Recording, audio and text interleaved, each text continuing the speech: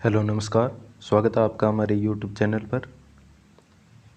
पिछली कक्षा में हमने देखा क्लास 9 के लासा की ओर हमने इसका सारांश पढ़ा था। आज हम इसके प्रश्न उत्तर लाए हैं। इसमें लेखक राहुल सांकरत्य जी है, वो तिब्बत की यात्रा करते हैं, लेकिन उस समय भारत के जो वासी थे उनको तिब्बत की यात्रा वर्जित थी, यानी कि तिब्बत प्रवेश नहीं दिया जाता था। तब ये एक भिक्षु के रूप में लासा की ओर जो मार्ग जाता है, यानी कि राजधानी की ओर तिब्बत की, उस पर जाते हैं और रास्ते में आने वाली कठिनाइयों, समस्याओं और अपने अच्छे विचार प्रस्तुत करते हैं। चलिए प्रश्न शुरू करते हैं।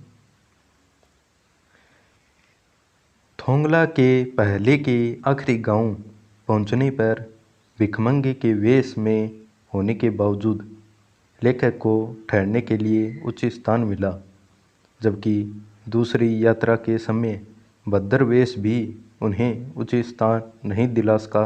क्यों?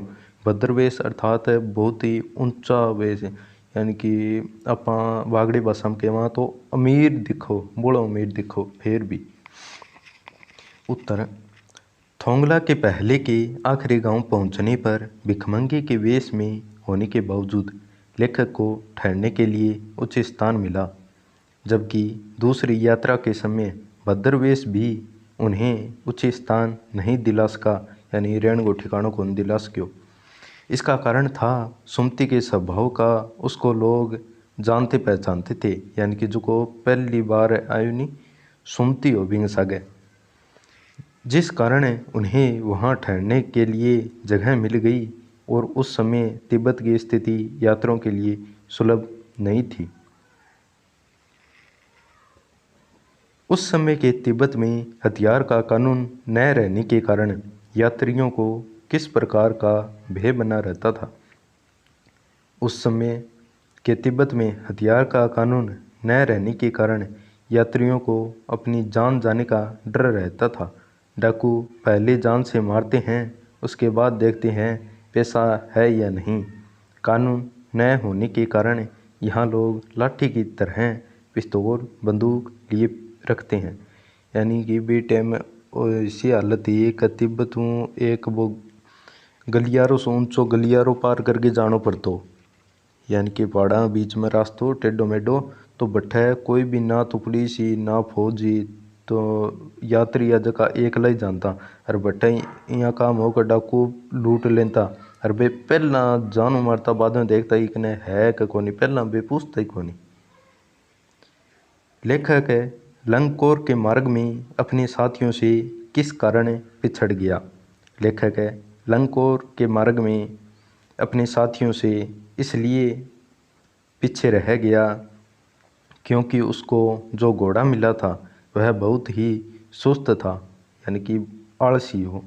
और एक बार लेखक गलत मार्ग पर भी चला जाता है, जिस कारण वह अपने साथियों से पिछड़ जाता है, यानी कि वो चालतो आगे दो मार्ग फंटिया, एक तो बाईं तरफ जाना रहे हो, दाहिने तरफ जाना रहे हो। अने लेखक के काम करियो को बाईं तरफ रास्तो पकड़ लियो, और कोई 1.5-2 मील चलिया बाद में बट पूछताछ करी, बिंग बाद में क्या कथे तो पाछा जाओ, पीछे रह गयो था रास्तो। फिर वो पीछा आयो और फिर वो घूम के गयो, जब वो सुनती नाराज हो गई बटे, फिर बिन और मनाना पड़े इन्हें, बहुत कठिनाई सामने देखी।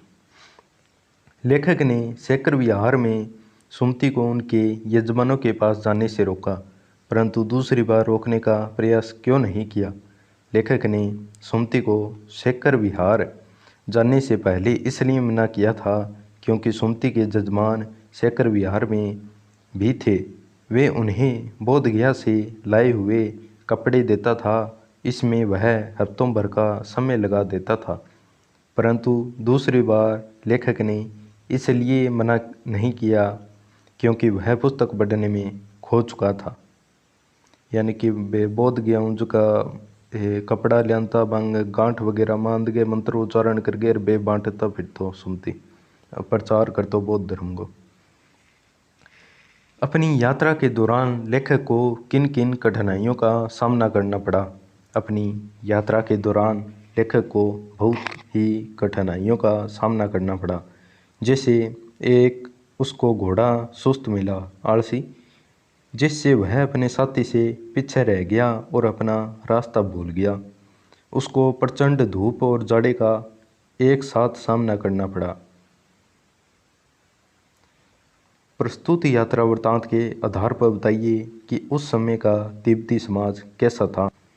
उत्तर: इस यात्रा वृत्तांत से उस समय के तिब्बती समाज के बारे में यह जानने को मिलता है कि वहाँ के लोग छुआछूत जैसी चीज़ों को नहीं मानते थे। स्त्रियां पर्दा नहीं करती थी, उनका स्थान भी समाज में एक समान था।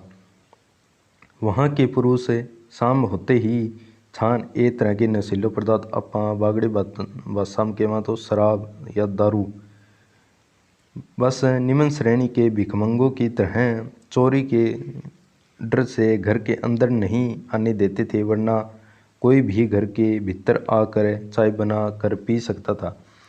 यानी कि बट्ठा तिब्बती समाज हिस्सो के ये जो का पुरुष सा बे तो शाम गए फोर शराब पीता रहता। और बट्ठे की स्थिति ये है कि जो जमा निमन श्रेणी हुए नहीं, जमा गरीब दिखन ला रही है, बिन आपके चूल्हे तक प्रवेश वर्जित हो, घर के भीतर को नहीं बढ़न देता, चोरी डरूँ का वो चोरी कर लीजिए वो। और कुछ कमी भी थी, जैसे हथियारों के कानून का न होना, यानी हथियार भी वे लाठी की तरह यूज करा बैठा डाकू। मैं अब पुस्तकों के भीतर था। नीचे दिए गए विकल्पों में से कौन सा इस वाक्य का अर्थ बतलाता है। यानी कि मैं पुस्तकों के भीतर था, इन अर्थ के हुए। लेखक पुस्तकें पढ़नों में रम गया। लेखक पुस्तकों की शेल्फ के भीतर चला गया।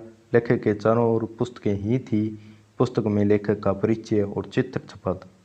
यानी मैं अब पुस्तकों के भीतर था, इन मतलब है कि लेखक पुस्तक पढ़ने में रम गया, यानी कि बहुत ही खो गयो बिंग मायने। सुमति के यजमान और अन्य परिचित लोग लगभग हर गांव में मिले। इस आधार पर आप सुमति के व्यक्तित्व की किन विशेषताओं का चित्रण कर सकते हैं। सुमति के यजमान और अन्य परिचित लोग लगभग हर गांव में मिले। इस आधार पर हम सुमति के मिलनसार व्यक्तित्व की विशेषता के बारे में जान सकते हैं कि वह हर एक गांव में किसी न किसी को जानता जरूर था। उसकी विशेषता हम इस बात से भी कर सकते हैं कि खेत के मुखिया भिक्षु नम से बड़े भद्र पुरुष होने पर भी इनके साथ इतना अच्छा व्यवहार किया। यानी कि खेत को जो मुखिया जमींदार हो, वो अंग भिक्षु जो बीन भी कितना नीचा, क्यों वो तो बड़ो अमीर हो, फिर भी मांग सको बहुत बढ़िया व्यवहार करो बे आप ऊंचो रखता भिक्षुआन।